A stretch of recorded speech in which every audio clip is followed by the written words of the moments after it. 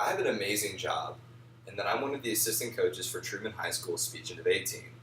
Every weekend, kids get together and they compete by debating, orating, and extemping over current topics in the news. Last weekend, we opened up a tournament just before the season started so that the kids could practice.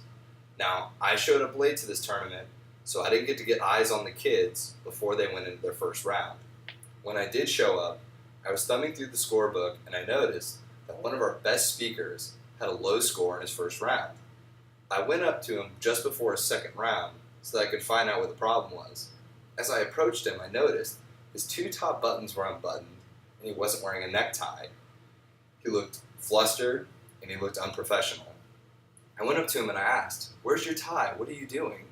And he told me he left it downstairs because this morning when he had woken up, his dad had forgotten to tie it for him before he left for work, and none of the other people on his team knew how to tie a tie.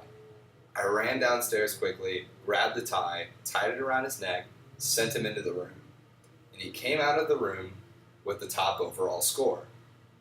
First impressions really can work wonders. And Oscar Wilde once said, "A well-tied tie is the first serious step in life," and I agree. In conclusion, being able to tie a necktie is detrimental in multiple facets in life, whether that helps you get that job interview ahead of your competition, makes you look more professional in the workplace, or you just want to spruce up your everyday attire. Being able to tie a necktie really will help you in these things.